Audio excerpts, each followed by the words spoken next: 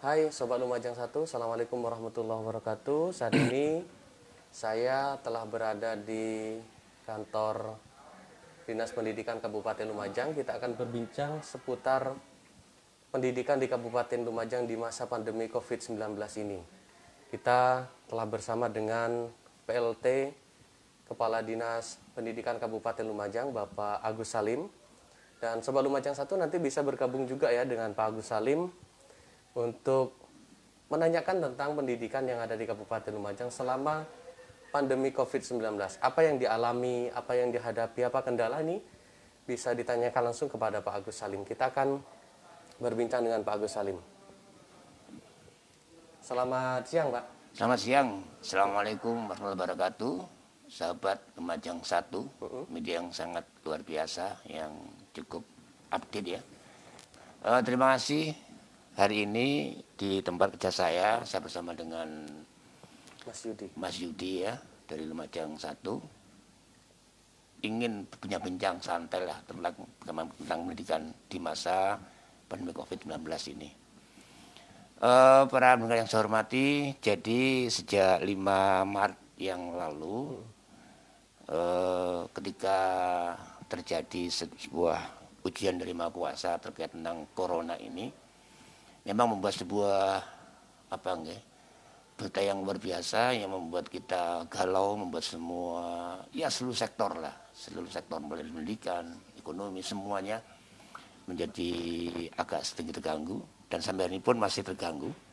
Nah, untuk karena itu Dinas Pendidikan Kabupaten Lumajang terkait tentang pandemi COVID-19 ini, kami ambil langkah-langkah yang cukup ya, bagaimana kita berkontribusi terhadap partisipasi COVID-19 ini.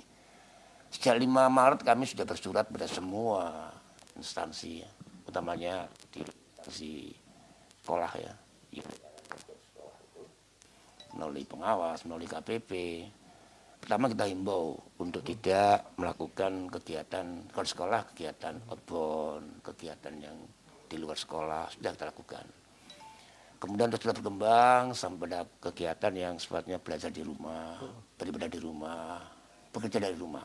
Itu sudah kita lakukan semuanya. Dan sampai hari ini pun terus berjalan. Kami juga membentuk, kalau di Lumajang di pemerintah ada namanya gugus tugas ya, pencegahan COVID-19 ini. Dinas Pendidikan juga membuat ya, jadi turunan dari pemerintah gugus tugas, kami membuat juga namanya gugus tugas di tingkat pendidikan. Nah, apa yang kita lakukan banyak sekali ya, kita menghimbau untuk memakai masker, kita melakukan social distancing ya, kita melakukan penyemprotan untuk staf dinas pendidikan, menghimbau pada semua sekolah untuk melakukan penyemprotan, menghimbau pada semua wali murid lewat sekolah untuk tidak keluar dari rumah dan seterusnya. Ini pekerjaan dari kita untuk bagaimana kita bisa berpartisipasi dalam rangka COVID-19 ini. Jadi banyak hal yang sudah kita lakukan.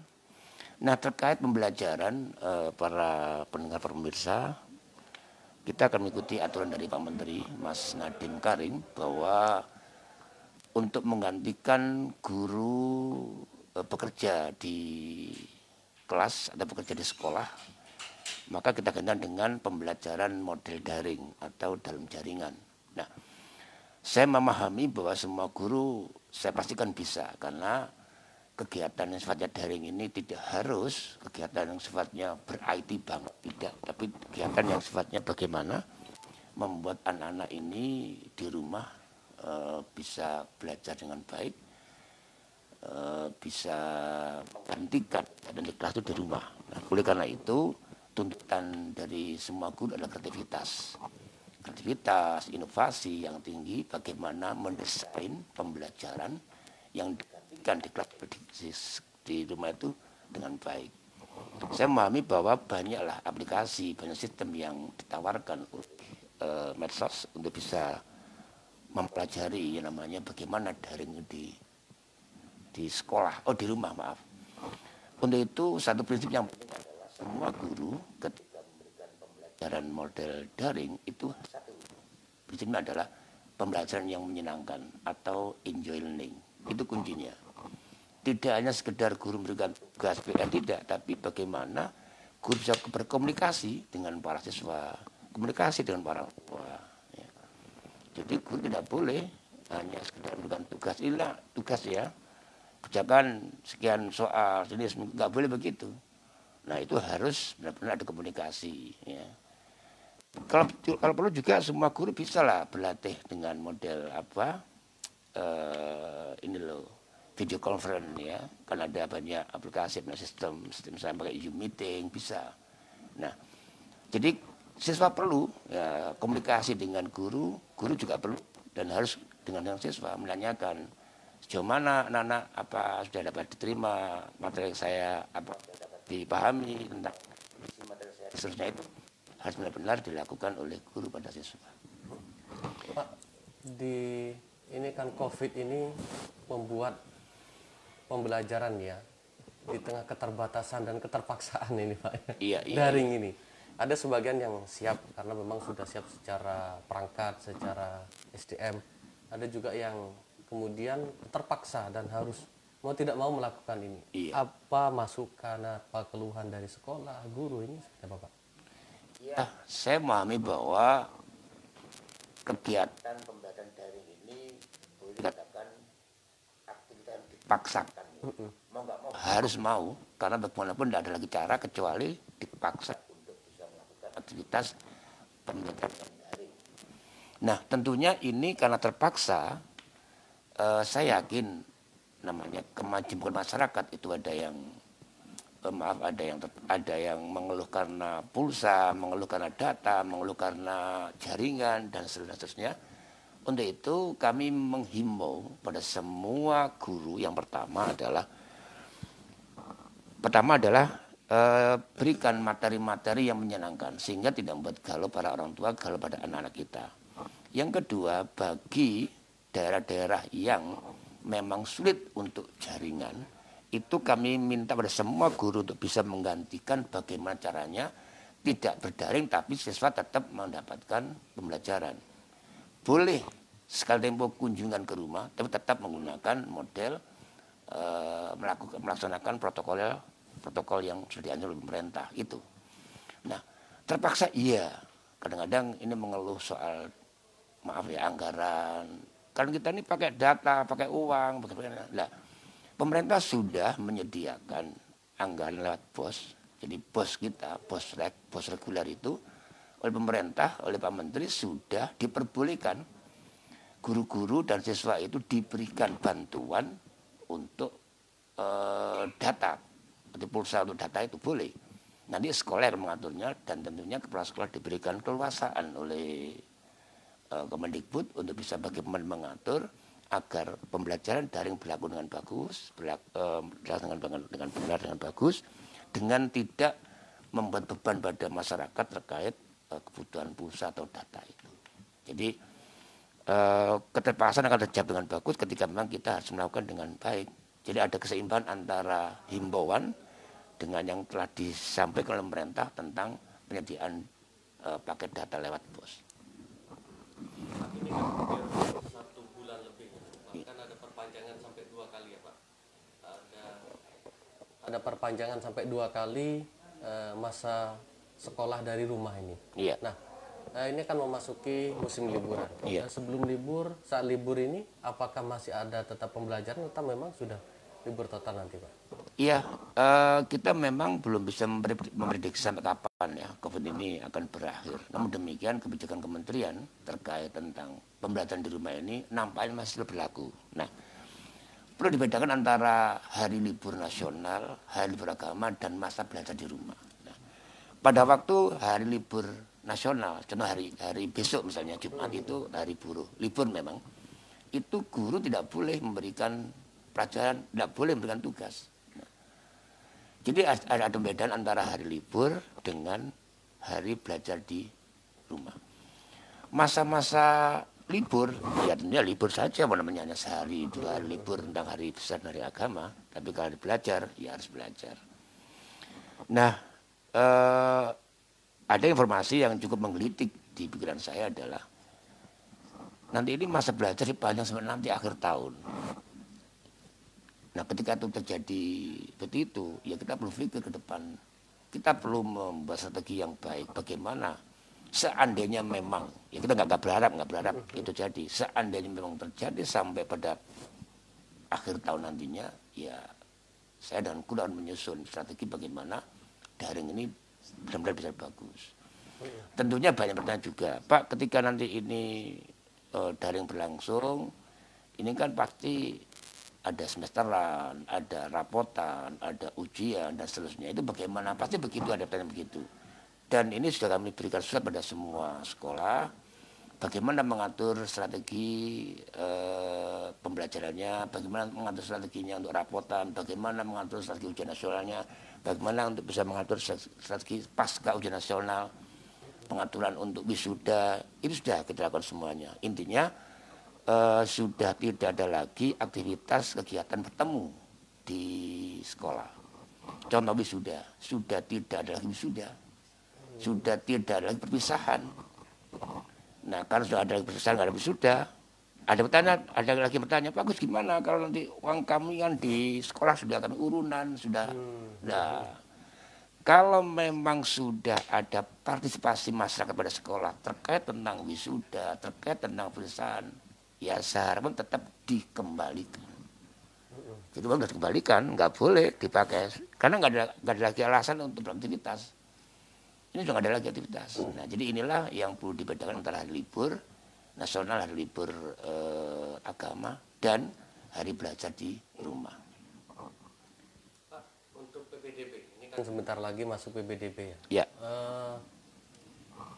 Banyak masyarakat yang bertanya, seperti apa kita nanti daftar?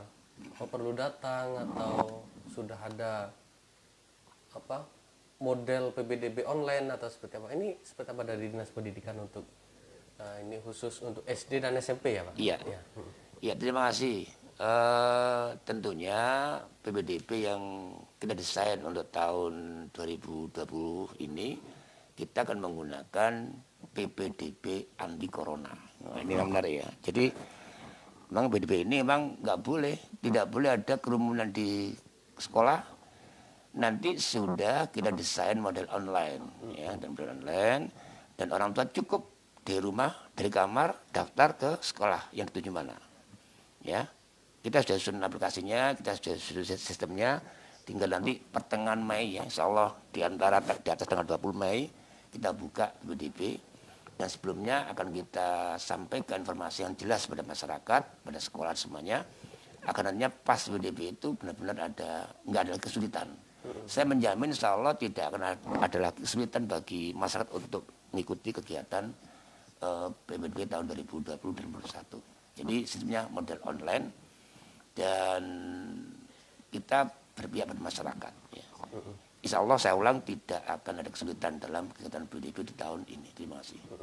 Semisal server tidak support atau seperti apa, sulit masuk ke server itu? Ya, insya Allah nanti itu kita desain ya. Jadi kita sudah punya tim IT. Saya sudah ngomong sama teman-teman tim IT dengan segala kelemahan di server, dengan segala kelemahan jaringan, dengan segala harus kita jawab mulai hari ini. Dan ketika kita buka online itu, harapan kita sudah tidak ada kesulitan bagi siapapun untuk menikmati PPDB tahun ini.